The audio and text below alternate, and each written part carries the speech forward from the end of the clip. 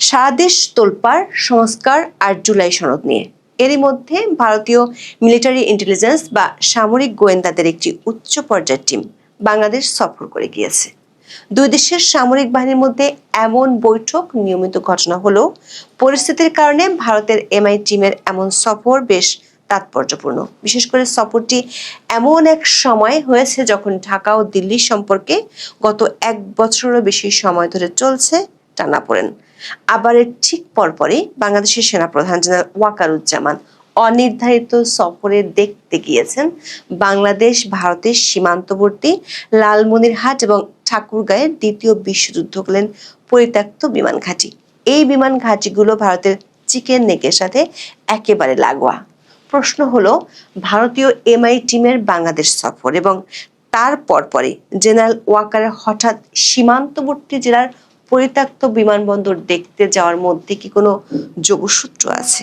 যদিও দুটি বিষয় নিয়ে সামরিক বাহিনীর পক্ষ থেকে কোনো বিবৃতি দেওয়া হয়নি, তবে বাংলাদেশের নিরাপত্তা বিশ্লেষকদের কাছে সেনাপ্রধানের এই পুরনো বিমান ঘাঁটিগুলোর পরিদর্শনে যাওয়ার বিষয়টি অত্যন্ত গুরুত্বপূর্ণ হিসেবে বিবেচিত হচ্ছে। বিস্তারিত জানতে চলুন যাওয়া যাক বিশ্লেষণে।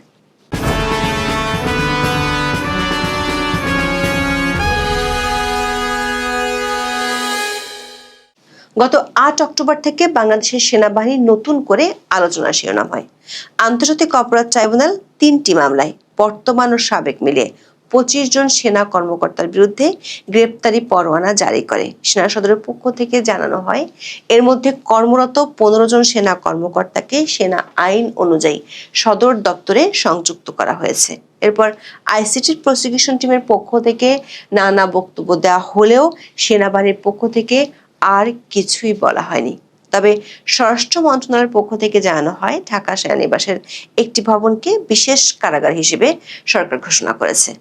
গণমাধ্যম, বিশেষ করে সামাজিক মাধ্যমে বিষয়টি নিয়ে নানা ধরনের আলোচনা হচ্ছিল।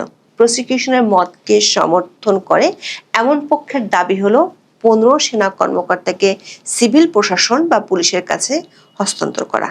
অন্য পক্ষটির বক্তব্য হলো, ফৌজদারি বিচারের দর্শন হলো অভিযোগ প্রমাণ না হওয়া পর্যন্ত কাউকে দোষী সাব্যস্ত করা যায় না, কিন্তু আইনের সংশোধন করে অভিযোগ প্রমাণের আগেই চাকরিচ্যুত করার অর্থ হলো প্রসিকিউশন বা তদন্ত দল নিজেই বিচারক হয়ে যাওয়া। এই ইস্যুতে যে সরকার এবং সেনাবাহিনীর মধ্যে দূরত্ব তৈরি হয়েছে, সেটিও এক ধরনের ওপেন সিক্রেটের বিষয় হয়ে যায়। বিশেষ করে জাতীয় ঐক্যমত্য কমিশনের বৈঠকে বিএনপির স্থায়ী কমিটির সদস্য সালাউদ্দিন আহমেদ প্রতিরক্ষা বাহিনীর সাথে অধ্যাপক ইউনূসের দূরত্বের কথাটি তুলে ধরেন। সেনাবাহিনীর সাথে সরকারের দূরত্ব আছে এমন ফিসফাস নির্বাচন ও করিডোর ইস্যু যখন থেকে আলোচনায় আসে তখন থেকেই শোনা যাচ্ছিল। কিন্তু সালাউদ্দিন আহমেদই প্রথম কোনো রাজনীতিবিদ যিনি একেবারে অধ্যাপক ইউনূসের সামনে বিষয়টি নিয়ে কথা বলেন। এমনকি অধ্যাপক ইউনূস তার বক্তব্যে বিষয়টি স্বীকার বা অস্বীকার কোনোটি করেননি। সেনা কর্মকর্তাদের বিরুদ্ধে আইসিটিতে অভিযোগ দায়েরের ইস্যুটি আলোচনায় আসার পর থেকে সেনাপ্রধান জেনারেল ওয়াকারুজ্জামানকে জনসম্মুখে আসতে দেখা যায়নি। এর মধ্যে তার দুটি দেশে সফরে যাওয়ার কথা ছিল, একটি হলো সৌদি আরব, অন্যটি ভারত। 14 অক্টোবর থেকে সেনাপ্রধানের সৌদি আরবে 4 দিনের সরকারি সফরে যাওয়ার কথা ছিল, কিন্তু উদ্ভূত পরিস্থিতিতে তিনি সেই সফর বাতিল করেন। এছাড়া নয়াদিল্লিতে দুটি গুরুত্বপূর্ণ সম্মেলনে যোগ দেওয়ার জন্য তিনি আমন্ত্রণ পেয়েছিলেন। একটি সম্মেলন ছিল জাতিসংঘের শান্তি রক্ষা মিশন সংক্রান্ত এবং অন্যটি দক্ষিণ এশিয়ার সন্ত্রাস দমন সংক্রান্ত, যা 14 থেকে 16 অক্টোবরের মধ্যে অনুষ্ঠিত হওয়ার কথা ছিল। কিন্তু সামাজিক মাধ্যমে নানা ধরনের অপপ্রচার থেকে নিজেকে ও বাহিনীকে দূরে রাখতে জেনারেল ওয়াকার ভারত না যাওয়ার সিদ্ধান্ত নেন। তবে বাংলাদেশের সেনাপ্রধান ভারতে না গেলেও ভারতীয় সেনাবাহিনীর একটি দল বাংলাদেশ সফর করে গিয়েছেন। নর্থ ইস্ট নিউজ এবং বিডি মিলিটারির খবরে বলা হয়েছে, অন্তর্বর্তী সরকার ক্ষমতা আসার পর প্রথমবারের মতো বাংলাদেশ সফর করেছে ভারতীয় সেনাবাহিনীর গোয়েন্দা দল। দলটি ছিল 3 সদস্যের। দলের নেতৃত্ব দেন একজন মেজর জেনারেল, যিনি ভারতের এমআই এর অতিরিক্ত মহাপরিচালক। তার সঙ্গে ছিলেন একজন ব্রিগেডিয়ার এবং একজন কর্নেল। তারা 14 অক্টোবর ঢাকায় এসেছিলেন। সেনা সদরের সূত্রগুলো বলছে, ভারতীয় সেনাবাহিনীর সদস্যদের এই সফর যতটা সম্ভব গোপন রাখার চেষ্টা করা হয় দুপক্ষ থেকেই। দুই দেশের মধ্যকার বর্তমানে যে সম্পর্ক, তাতে এই সফর নিয়ে যাতে কোনো অনাবশ্যক বিতর্ক তৈরি না হয়, সেজন্যই এ ধরনের ব্যবস্থা নেওয়া হয়েছিল। সূত্রগুলো বলছে, ভারতীয় সেনাদলের এই সফর আগে থেকেই নির্ধারিত ছিল এবং সেনাপ্রধান জেনারেল ওয়াকার এই সময়টাতে দেশের বাইরে থাকার কথা ছিল। ভারতীয় সেনাদলের এই সফর নিয়ে সেনা সদর থেকে 9 অক্টোবর একটি বার্তা পাঠানো হয়, যেখানে মেজর জেনারেল কুন্দর কুমার সিং এর নেতৃত্বে ভারতীয় এমআই দলের এই সমন্বয় সম্মেলন সফরের বিস্তারিত ছিল। ভারতীয় সেনাদল বিদায় নেওয়ার পর জেনারেল ওয়াকারুজ্জামান বাংলাদেশের দুটি সীমান্তবর্তী জেলা লালমনিরহাট এবং ঠাকুরগাঁও যান। এ দুটি জেলায় পরিত্যক্ত দুটি বিমানবন্দর আছে। সেনাপ্রধান এই দুটি পুরনো বিমান ঘাঁটিতে আকস্মিক পরিদর্শনে গিয়েছিলেন। প্রথমেই তিনি যান লালমনিরহাট বিমানবন্দরে, এরপর দুপুরে 3টি হেলিকপ্টারে চড়ে তিনি যান ঠাকুরগাঁওয়ের পরিত্যক্ত এয়ার স্ট্রিপে। দর্শক, চলতি বছরের ফেব্রুয়ারিতে ভারতীয় বেশ কিছু সংবাদ মাধ্যমে খবর প্রকাশিত হয়েছিল বাংলাদেশের উত্তরাঞ্চলের জেলা লালমনিরহাটে অচল বিমানবন্দরকে সচল করা হচ্ছে, বাড়ানো হচ্ছে বিমান ঘাঁটি। ওই সময় সামাজিক যোগাযোগ মাধ্যম সহ ইন্টারনেটের বিভিন্ন মাধ্যমে ভাইরাল কিছু পোস্টও একই দাবি করা হয়েছিল। তখন জোর প্রচার ছিল চীনের প্রযুক্তিগত সহায়তায় চিকেন নেকের কাছে এশিয়ার দ্বিতীয় বৃহত্তম বিমান ঘাঁটি নির্মাণ করবে বাংলাদেশ বিমান বাহিনী।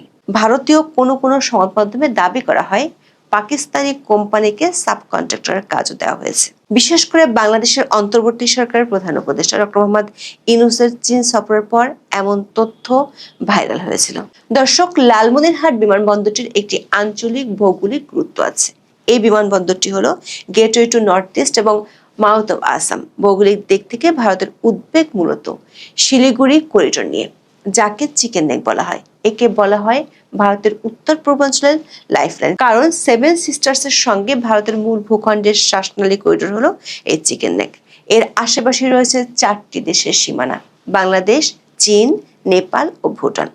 লালমনিরহাট বিমানবন্দর থেকে ভারতের চিকেন নেক খ্যাত শিলিগুড়ি করিডোরের দূরত্ব মাত্র 160 কিলোমিটার। বিমানবন্দরে বিমান উড্ডয়ন ও অবতরণ করতে হয় এই করিডোরের গা ঘেঁষে। করিডোরের অপর সীমান্তে চীন, আছে ভুটান ও নেপাল সীমান্ত। ব্রিটিশ সরকার 1931 সালে 166 একর জায়গার উপর লালমনিরহাট বিমানবন্দরটি তৈরি করেছিল। দ্বিতীয় বিশ্বযুদ্ধে মিত্রবাহিনীর জন্য বেশ কাজে দেয় এই বিমানবন্দরটি। তবে দ্বিতীয় বিশ্বযুদ্ধ শেষ হয়ে যাওয়ায় ব্রিটিশ সরকারের কাছে তখন এর প্রয়োজনও ফুরিয়ে গিয়েছিল। পরে তারা আর ব্যবহার করেনি। যতটুকু ইতিহাস ঘেঁটে জানা গেছে তাতে দেখা যাচ্ছে 1958 সালে এখানে স্বল্প পরিসরে বিমান সার্ভিস চালু হয়েছিল। তবে 1971 সালে বাংলাদেশের মুক্তিযুদ্ধে এই বিমানবন্দরটি ব্যবহার করেছিল পাক বাহিনী। তারা সামরিক ঘাঁটি স্থাপন করেছিল। তখন বাংলাদেশ স্বাধীন হওয়ার পর 1972 সালে এটিকে বাংলাদেশ বিমান বাহিনীর হেডকোয়ার্টার করার সিদ্ধান্ত হয়েছিল, কিন্তু পরে তার বাস্তবায়ন করা হয়নি। 1983 সাল থেকে এখানে কৃষি প্রকল্প গড়ে তোলে বিমান বাহিনী। মিলিটারি ফার্মের তত্ত্বাবধানে গড়ে তোলা হয়েছে গরুর খামার। সাম্প্রতিক সময়ের মধ্যে লালমনিরহাটের এই বিমানবন্দরের প্রথম বিমান ওঠানামা করেছিল 2019 সালের 12 মার্চ। সেদিন লালমনিরহাট বিমানবন্দরের সম্ভাব্যতা যাচাই করতে সফলভাবে ফিক্সড উইং বিমান উড্ডয়ন ও অবতরণ করেছিল বিমান বাহিনী। দর্শক, লালমনিরহাট বিমানবন্দরের পাশেই আওয়ামী লীগ সরকার প্রতিষ্ঠা করেছিল Bangabandhu Sheikh Mujibur Rahman aviation and aerospace বিশ্ববিদ্যালয়। 2021 সালে সাবেক প্রধানমন্ত্রী শেখ হাসিনা এই বিমানবন্দর চালু ও এখানে কারখানা বানানোর কথা বলেছিলেন। আর অনেক আগে থেকেই ভুটান এই বিমানবন্দরটি ব্যবহারের প্রস্তাব দিয়েছিল। তবে এই বিমানবন্দর সচল করার ক্ষেত্রে বড় বাধা হলো আকাশ সীমা নিয়ে জটিলতা। এর জটিলতা দূর করতে হলে ভারত, বাংলাদেশ ও ভুটানের মধ্যে ত্রিপক্ষীয় একটি চুক্তি লাগবে। সেনা সূত্রগুলো বলছে সাম্প্রতিক সময়টাতে সেনাবাহিনীর জন্য খুব সংবেদনশীল। এমন সময়